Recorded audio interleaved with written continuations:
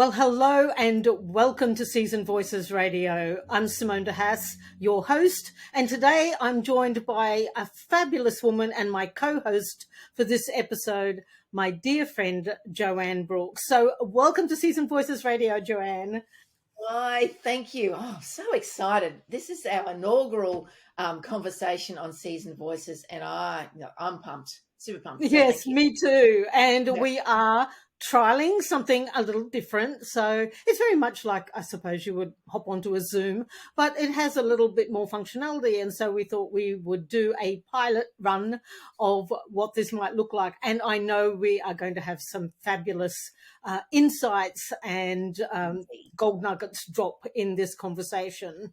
So Amazing. I will share a little more about your background in the show notes, but I just wanted you to maybe give our audience a little bit of your background. And also then we're going to have a bit of a chat about how did you come into that sense of being a seasoned voice and starting to step into that.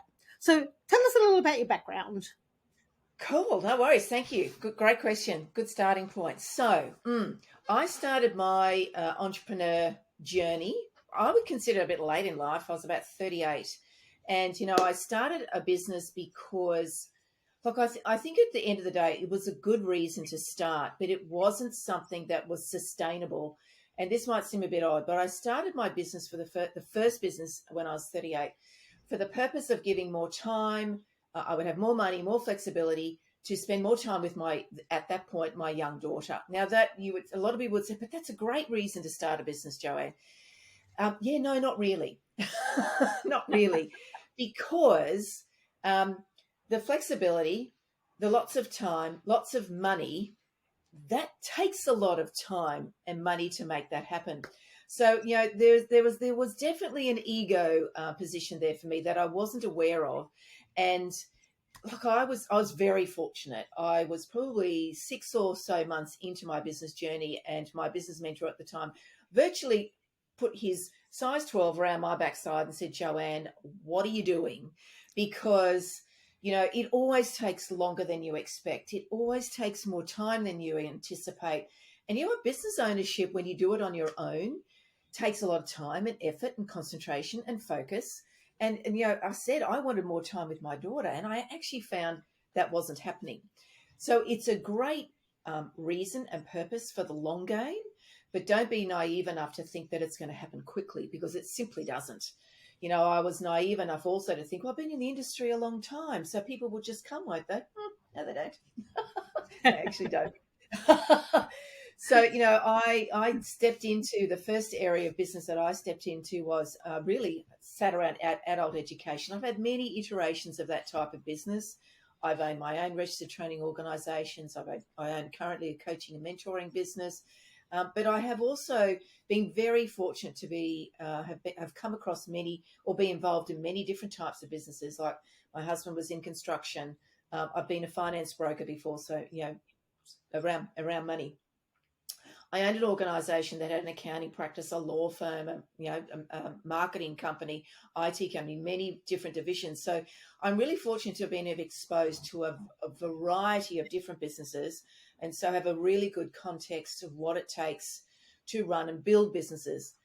But I also have a great insight as to what it takes to close one as well. I've closed a number of them and restarted and relaunched over 15 or so businesses over a 20 odd year period. So seen a lot of good and the bad and the ugly, but also the joyful in business as well. And I love that you can recognize that there is the good, there is the bad, there is the very definitely the ugly, but also being able to recognize the joy when you really are in alignment with what you are meant to be doing. And such a great insight too around recognizing when you need to let go of a business, because I think, because it's our baby or babies, that we get so attached to something that we've created. We've worked so hard at it that we don't often see the writing on the wall. We don't recognize that it has come to a natural end, or maybe not so natural sometimes, depending on the circumstances.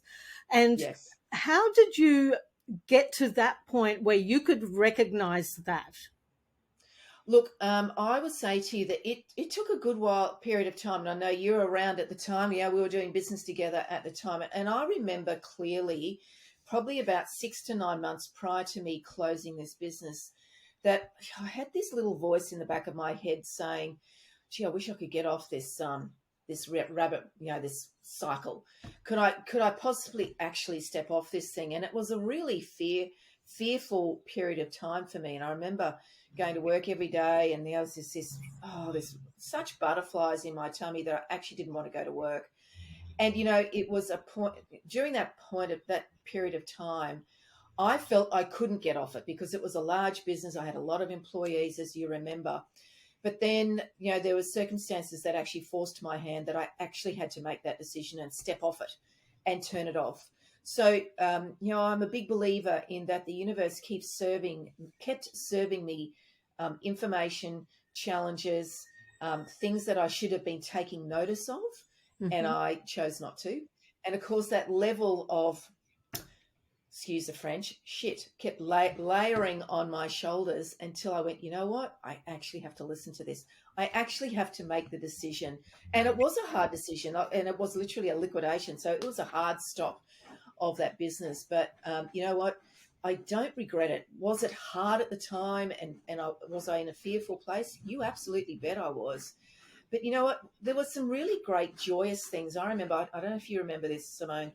I remember the day that I gave notice that this business was closing, and I had a lot of people in the room, and there was people on a Zoom meeting. No, we went on Zoom. It was on a speaker on the phone. And I remember telling everybody, there was over 100 staff at the time, that we were going to close. And the thing that took me by surprise, there was a number of learnings on that day, is that one, so I have a dog that is scratching terribly on the carpet. I'm going to tell him to stop. Um, the thing that I recognized was I told them that they'd lost their jobs. And then for some reason it came in my head, I've got all this furniture. I need to shut the buildings down. I actually then asked for their help, and I said, would any of you be prepared to hang around and help me empty the furniture out of the office? Do you know what most of them did? And they hung around for a week, unpaid, and helped me empty that office. And that even still gives me goosebumps, because what I didn't realize was the impact that I had on my team. They could see what the pain that I was in, but the genuine sorrow that I felt, that I felt that I was letting them down. And they actually hung around for a week, and to the point that they actually came up and spoke to me. And that, after I made that announcement, I went up to the office and tears down the eyes and lots of stuff.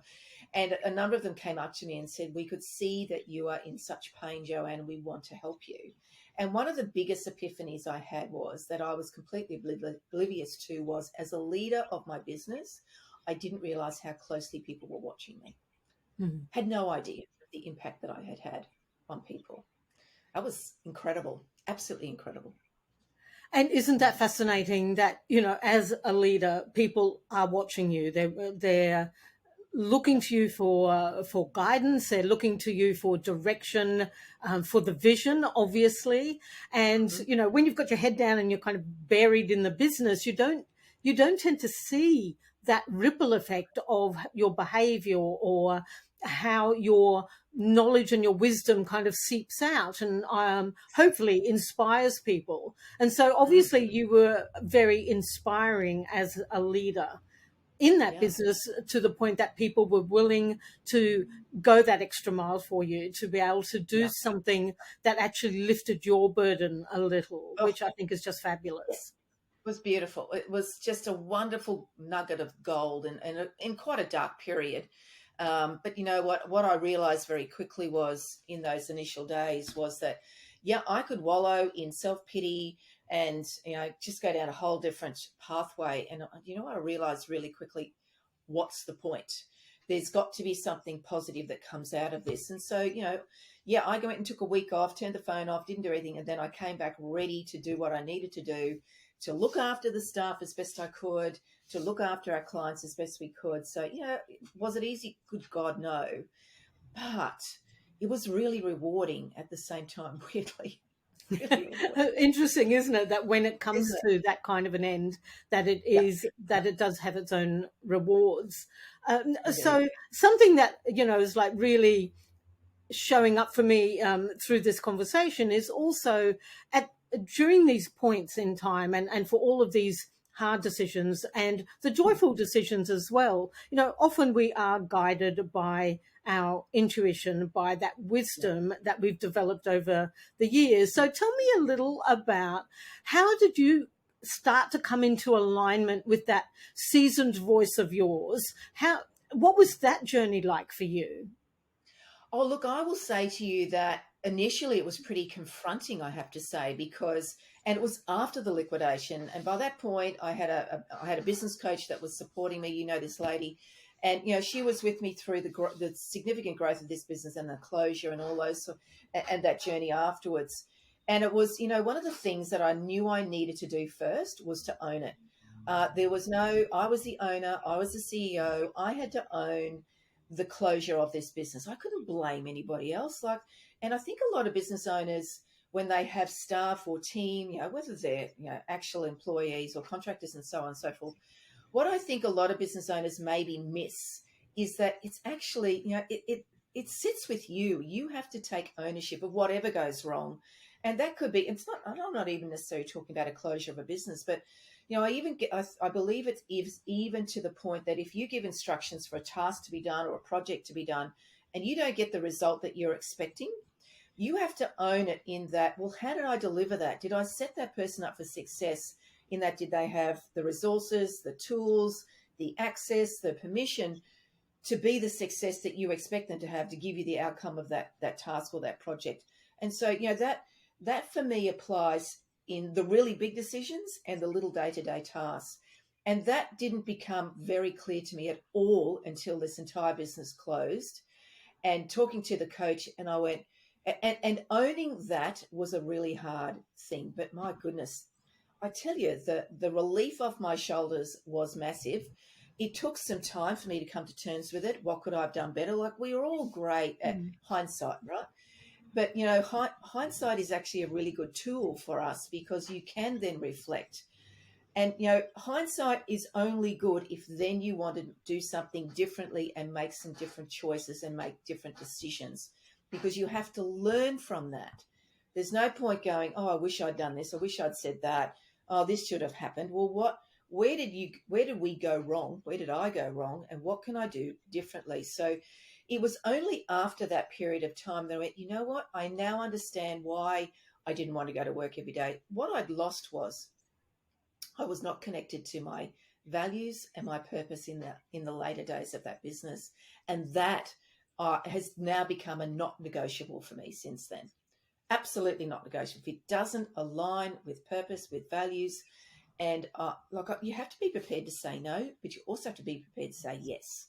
And so that clarity did not come until there was lots of deep thinking, reflection, and really owning it. Mm. Such a good point, that when you can sense it, you can feel it in your body when things just are not aligned for you. I've had some fascinating Yes, conversations this feel it. week about some potential collaborations moving forward, and because they are similar offers, if you like, I've had to Mhm. really just sit with the energy of, does this feel like it's something that's moving me forward, or is it something that's actually taking me backwards almost? So, exactly as you say, does it align with my values? Does it Mhm. align with my purpose? But also for me, does it actually align with my business, my vision, what the kind of voice I want to be in the world? And so Yes. aren't there, so many different things to consider Yeah. when Yeah. you're looking at things for your business, but also for your personal life. Are these things in alignment with Yeah. your own higher purpose, if you like? Does it feel right? Right? Like, Yeah, yeah. it has to feel right. And if it doesn't, you have to sit back and go, why? Mm, Is there a way to work around it to come to, it's not a compromise that you're going against your values, but can you come to an agreement that it actually then sits well? Or is it just a hard no? Or is it mm. just not yet? you know? Well, yes, and sometimes that's exactly the case. It's like, yes, it's a great opportunity, but you're not in a place Mhm. yet to take, say, full advantage of it. And I think that's one of the things that we're, our intuition, our gut instinct, call it whatever you would like, but we Mm. do have this fabulous internal guidance system Oh, that we I think do. we often ignore at our peril, At our and peril. Mhm. and I Yes. know that that was very much part of your process of Thank coming you. and stepping into your own wisdom, was actually Yes. recognizing that you did have this internal guidance system and that it was Mhm. steering you in the way forward if you Yeah, were willing to listen. exactly. And I know I was on a networking group this week and we were talking about fear. And fear, I think, and we spoke about, there was actually a fun term that they put together, is that fun fear can be a good thing as well, right? Getting on that scary roller Oh coaster yeah. ride. That's a fun fear. That's a fun fear. It scares the pants off you, but it's fun. But you know what? Fear, I think, is a good thing to have within ourselves, because it actually helps checks us and and you should listen to it to do the reflection, as you just spoke about, Simone. It's so important to give it that consideration and not make, like, I'm very decisive, but there are times when I've held back and went, you know what? I'm not going to send that email. I'm not going to respond straight away. I need, as you say, you need to sit with it and just work through, why do I feel like this? Why does it Mm, not feel quite right? mm. Definitely listen to that. Yeah. Yeah. Yeah, absolutely. And I like that idea of the fun fear. Yes, doing something that's a little bit scary, but actually has the fun element, as opposed to tackling something that maybe is holding you back. Like thinking about some of those shadow aspects of our lives and ourselves. Mm, About mm. how do I address that so I can move forward more in alignment and with a more authentic voice. Yeah. I So think if I'm just go for it. jumping a little bit, but more quickly with this fear piece, I think also what people need to consider is it might be you're feeling a bit of fear because it's unknown, because you're going down a pathway that you've not experienced that pathway or that opportunity before. But again, if it feels right and aligns with purpose, I think it's actually worth stepping into boldly Mm. and being prepared, because you know what, a lot of business owners don't, their biggest failure is not making a decision. Like, make a decision, and if it's not the right one, you can adjust. You can do a slight detour. You can do other things. So don't use fear as a reason not to make a decision or to step into it. I just wanted to add that piece. Yes, I think that's so important that we can often be held back by, I suppose it's because we don't know what's ahead, and we don't have a crystal ball, and intuition will take you a long way, but you don't necessarily always know what the outcome is going to be. And as you say, if you allow fear to stop you before you've even got started, Mm, particularly if you're starting a new business venture, for instance, there's so many unknowns, and it can be so challenging absolutely. to Mm, keep yourself moving when you have so many unknowns and so many, let's say, potential opportunities. Should I go this way or that way, or a different direction? And you just bet. trusting that no matter what decision you make, making a decision, making a choice, is the thing that will actually move you forward the quickest. Exactly. Yeah, dead right. Mm. Yeah. So to wrap up, I would just like to ask you, what is one piece of wisdom? Oh, two questions that Okay. have just come to me in the moment. So, what is one piece of wisdom that has come to you from your past? So, from previous seasons, from people, from experiences, and what is one piece of wisdom that is coming to you now? That's a really good question. So I have to tap back into that. Listen to your gut, like a head, heart, gut. Make sure that all feels in alignment, and that's something that came to me in more recent years, because I wasn't listening to that, and I didn't get why I didn't want to go to work. And today, and I think that's the answer to both questions, because it's something that I recognized I wasn't doing before. Thought I was, it was a really profitable business. People would have looked at it from the outside and gone, well, why aren't you Mm, happy, mm, Joanne? Because I was not in that alignment. And for me, what I now know stands well for me is what I'm prepared to say no to and what I'm prepared to say yes to. I'm really clear about that. And so, that takes work and effort, and it's something that you need to revisit regularly because, as you say, values shift and change, purpose shift and change. The underlying reason that you exist on the world, in this world, can often remain the same, but the actual doing and the outcomes that you expect can shift and change because that's the world we live in, right? If you can't stand change, well, you can't. Yeah, you're going to be in trouble. And as the saying goes from Ecclesiastics, I think it is. I've probably said that the wrong way. To every season there is a purpose. And Absolutely. so, and I think that's a great thing that you bring up, is that our purpose, the underlying reason for why we are here on planet Earth at this particular time, our sole purpose, if you like, doesn't change, but our actual purpose, the way we move through the world over that time can change. In one season we might be an entrepreneur, but in another season we might be a caregiver or a mother or a teacher. So the ways in which we show our purpose to the world can change, but the underlying reason for why we're here is something that carries us through right to the end of our days. Yeah. Absolutely. So, Joanne, thank you so much for that beautiful conversation and for sharing all of your gold nuggets and a little of your own seasoned voice and your journey to your seasoned voice and where you are right now. It's been delightful having this conversation with you as always, and I look forward to many more in the future. So thanks very much, Joanne. Thanks, Simone. Now.